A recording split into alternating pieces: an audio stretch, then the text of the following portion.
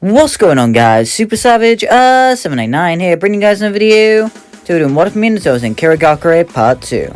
In the last part, we covered how things changed in both the Leaf and Mist due to Minato being in Kirigakure, or the Mist Village. Of course, a lot changed, and we don't have time to cover it here, so I'd appreciate it if you watch Part 1, because we're going to pick up straight from where it left off. With Minato's death, Mei would assume the role of Mizukage much earlier than she did in canon.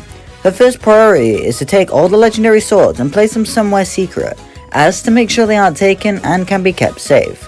Not just anyone can wield the Mist's most precious weapons after all. Mei would, however, select a few people to use them. She'd bring in Minato's squad and offer them the swords, with Utakata declining the weapon. Mei would want at least 3 people to be using the swords though, as the village is already in a weak state, and if any other villagers figure that out, they'll attack without question. She'd be doing research and learns that Fuguki had trained a student by the name of Kisame Hoshigaki. So Kisame would get Samehada, Zabuza would get Kubikiri Bocho, and Mangetsu gets Kabuto.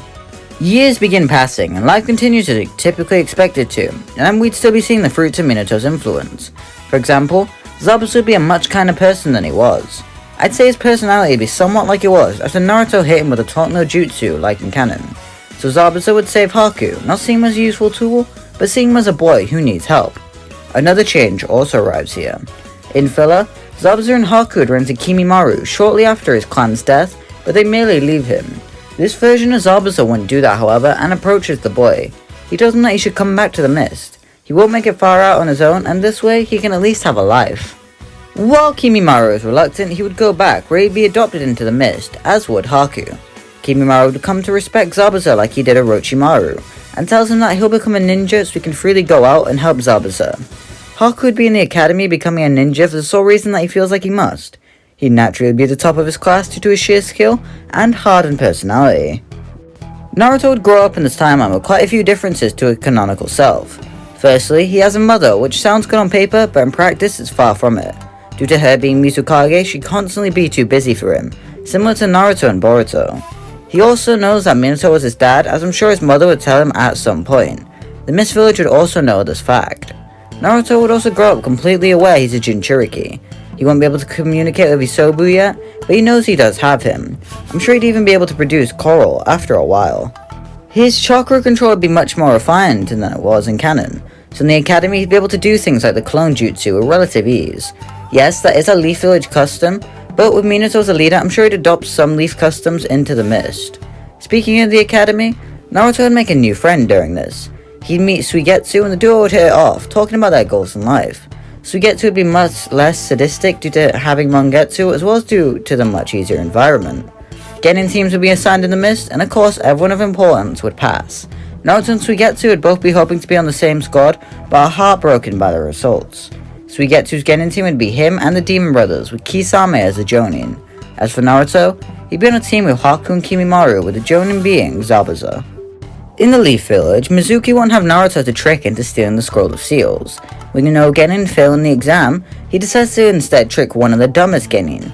He'd approach Kiba about being strong to impress the ladies, which Kiba eats up. He and Akamaru would steal the scroll, no questions asked, and take it to the forest to train with. Kiba would begin training hard and would barely manage to learn the Shadow Clone Jutsu, though he was only able to create one at a push. Sume would arrive and hit Kiba over the head for being so idiotic as to fall for this simple trick. She would then sniff Mizuki nearby and bodies him with a fang over fang. In the Leaf, Genin teams are also assigned, with Kiba being placed on Team 7. The joining for Team 7 in this timeline would be Shisui, since Kakashi is dead and they need another powerful ninja to control them. Shisui would hold a bell test for the team, with Kiba and Akamaru both rushing Shisui rather quickly. Using his sheer speed, he dances around the Inuzuka duo, getting to their ego. Shisui even cuts Kiba's belt so his pants fall down, exposing his underwear. Getting so angry at this, Kiba and Akamaru charge Shisui using the fang over fang. Shisui merely pulls out a string and holds it around the spiral, tying up the duo and keeping them stuck as they collapse. Shisui would then end up walking away, leaving Kiba and Akamaru tied up, struggling to get out of their binds. He'd go off to be jumped by Sasuke, but would also speed Blitzy Uchiha, knowing not to let his guard down around the little brother of his best friend. Sakura comes across Kiba and Akamaru and giggles, thinking that they probably did it to himself. He'd tell her to cut them out, and she'd begrudgingly agree. Kiba barks, and now he and Akamaru are going to go and beat up Shisui, making Sakura hit him over the head. Shisui's too fast for anyone to handle. They need a plan if they want the bell. She plans to double cross the mutt later, but he doesn't know that. Sakura would run at Shisui from out of the bushes, wielding a kunai, which a nearby Sasuke finds a laughable attempt at an attack. He observes, watching what she's doing. The young girl slashes wildly at Shisui, who dances around her, letting her exhaust herself. Shisui asks if she wants to try again, letting his guard down. Kiba comes rushing in and was down on all fours jutsu, which Shisui would notice a bit too late. He can't place all his attention on Kiba, as Sakura will take a bell, but if he focuses on Sakura, Kiba will take it. As Kiba rocket in, Akamaru leaps out from his shirt, taking Shisui off guard yet again. Of course, he's an Inuzuka, he has a dog. He took his mind off that fact for a second, and it proved to be his downfall. Sasuke would see this opportunity and rushes in, going for the bell behind Shisui, leading to him and Akamaru, who would both grab one. Shisui had passed everyone, however, as the three-man strategy was quite good. They all nervously laughed, knowing that it was a complete coincidence. Meanwhile, in the Mist Village, the newly created Genin teams would all have to meet up with their team to discuss and learn about one another. Naruto would be the last one on the meeting place, visibly tired, which bothers Zabuza. He then tells Naruto if he's late again, he'll pay. It leaves Naruto rather worried. Zabuza will then tell his team that they will be doing a test to see who remains a Genin and who fails. As I mentioned, Minato may have brought in some Leaf Ninja policies into the Mist, as they were far from the Bloody Mist, and so here we would get Zabuza declaring a bell test in an interesting twist of events. They head to the training field and Zabuza stands there waiting. He would then shout that the exam has begun. Haku leaps into the nearby forest as to wait for the perfect moment to strike, which Zabuza is rather glad about. If Haku wanted to, both bells would already be his. If he even knew his own strength, the swordsman would be screwed. Naruto would draw kunai and shouts that he won't hold back, rushing towards Zabuza. Moving on sheer instinct, Kimimaro rushes at Naruto in a fluid motion, and in one motion disarms him and kicks him away. As Naruto stands up, he'd be angry, shouting at Kimimaro as he questions why he did that. Kimimaro tells Naruto that he'll get in the way of him and Haku. Besides, he isn't worthy of battling Lord Zabuza. Listening to Kimimaro speak about him like this enrages Naruto. He shouts that he'll show him and begins a taijutsu barrage on Kimimaro like the Kaguya clan member dances around, leaving Zabuza sweat dropping. Kimimaro then draws two bones, shocking Naruto as he's taken off guard by the unorthodox weapon. Faster than Naruto can react to, Kimimaro pins him to a tree by his clothes and tells him to watch as he walks away, leaving Naruto furious, trying to break free. Kimimaro then walks over to Zabuza and tells him that he won't hold back, making Zabuza grin under his mask. He draws his sword and tells Kimimaro that he's glad. The Kaguya clan member grew a bunch of bones from his body, giving him hardened defense and a bunch of potential weapons. To start the battle, Kimimaro fired his fingertips at Zabuza, who blocked the tiny bones with the flat side of his sword. It allowed Kimimaro the time to rush at Zabuza from the side, drawing a forearm bone as a blade. He went to cut the wire from one of the bells, which Zabuza caught onto. He realizes that he can't block the attack with his sword due to the placement of the sword, and so he took a swing at Kimimaro's legs. With how hardened they are, they don't cut off, but he does fall over, barely missing the bells. Zabuza then leapt backwards to place some distance between him and his student. Knowing that he has to keep up the pressure, Kimimaro lunges forward, drawing another forearm bone to give him a blade in each hand. He charges Zabuza and the duo engage in sword combat. Each blow sent shockwaves all around from the sheer strength of each attacker.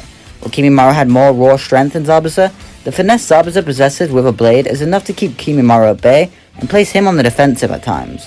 Naruto was left amazed as he watched this fight, though he definitely wouldn't admit it if someone questioned him on it. As the fight began to progress, Zabuza leapt backwards to get more ground and keep Kimimaro back, but upon landing, feels immense pain in his feet. He looks down, spotting the bones in Kimimaro's fingertips piercing his feet. Clearly, Kimimaro had steered the fight to lead to Zabuza doing this. Kimimaro charged towards Zabuza, ready to grab a bell, leading to Zabuza weighing up his options. He could try and get some distance, but Kimimaro could just redraw his bones and lead to another ranged attack, which he'll have a harder time avoiding with his injured feet. He could engage in combat with Kimimaro, but with his feet being injured, will greatly weaken him, and with how skilled Kimimaro is, it will definitely lead to him pulling the win. As Zabuza begins to strategize, quite a few Senmon pierce him in the back, to everyone's shock. Each one was precisely placed in a way to paralyze Zabuza, leaving him completely open. From either side, Haku and Kimimaro rush in and grab a bell, boasting that they won. They would remove the Senmon from Zabuza, who congratulates them on the performance. They then say that they failed, and furthermore, only Naruto will be getting lunch. The other two will get tied up to posts and will go hungry. After lunch, they will get to feed again. Naruto would be eating his lunch as the other two are tied up, questioning how they lost. Was there a secret they're missing, or does Zabuza really want to test them that much? Naruto then gives Haku his lunch, mistakenly calling him a girl, which Haku corrects him on, making Naruto do a spit take. Naruto would also begrudgingly feed Kimimaro, telling him that his bone jutsus are quite cool. Zabuza then arrives and confesses to the trio that they passed, explaining the secret of the exam, which is where we're going to leave off part 2. If you enjoyed this part, why not give it a like? It helps the channel and lets me know you want to see a part 3. I've been really enjoying this series so far. It's been quite creative, and while, I probably could have gone a bit more creative with the exams, I feel like this is a realistic option, and, we're not going to get many what ifs where this is happening.